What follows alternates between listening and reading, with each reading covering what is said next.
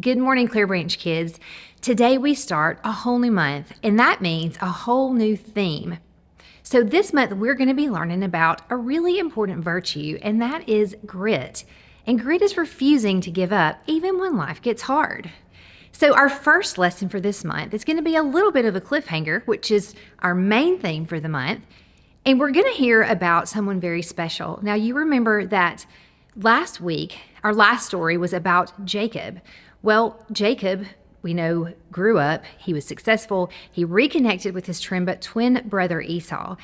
And then there's more to that story. Jacob had 12 sons, and the second to youngest of those sons was a boy named Joseph.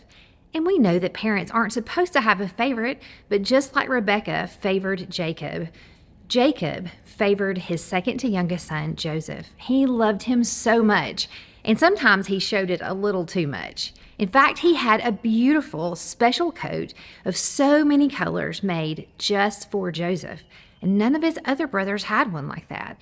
And to make matters worse, Joseph probably bragged about it a little too much.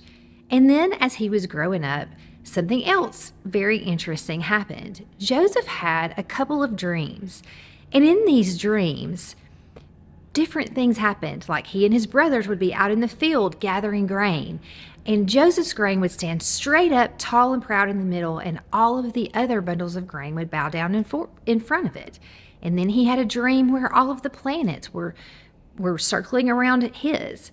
So he told his brothers that these dreams meant that one day he would be very powerful, and everyone in his family would answer to him and would bow down to him. Well, if his brothers were already jealous of him, you can imagine this probably didn't help their feelings not one little bit. And you'd be right. So one day, his brothers had had enough. Their father sent Joseph out to the field to take them some food and to check on them. And they got so fed up that they threw Joseph into an abandoned well. And while he was in there and they were trying to decide what they were going to do with him, some traders came along that were headed back to Egypt. And so instead of killing him, which I think we could all agree is probably a little drastic, they sold him to these Egyptian traders. And when the traders got to Egypt, they in turn sold Joseph to Potiphar, who was the head of all the security for Pharaoh.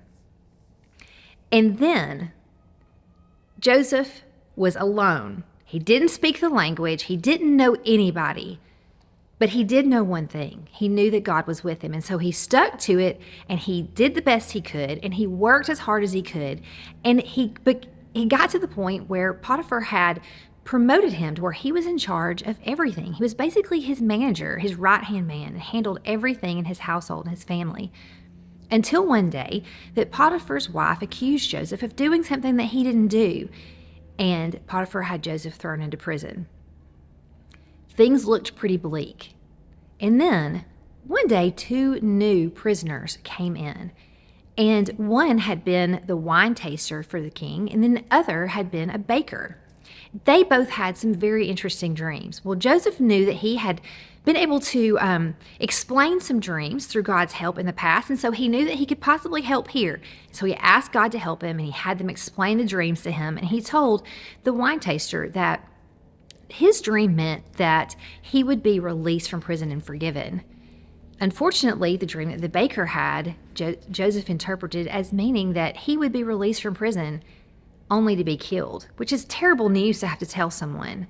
Now, sure enough, the first man was released from prison and returned to his previous role. And Joseph had asked him, "Please remember me and ask for me to be released."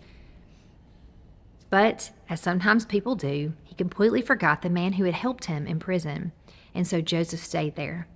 Now, like I told you, we're leaving today's story on a little bit of a cliffhanger. We're going to have to wait until next week to see what happens in the story, in the saga of Joseph. But what I want you guys to remember is that Joseph, no matter how bleak things got, no matter how scary or how dark, he knew that at least one thing was true, that God was with him. And so he trusted, and he stuck to it, and he kept pushing and doing what he felt that God needed him to do. And so that's our bottom line for today, guys. And what I want you to remember, hold on, because God is with you.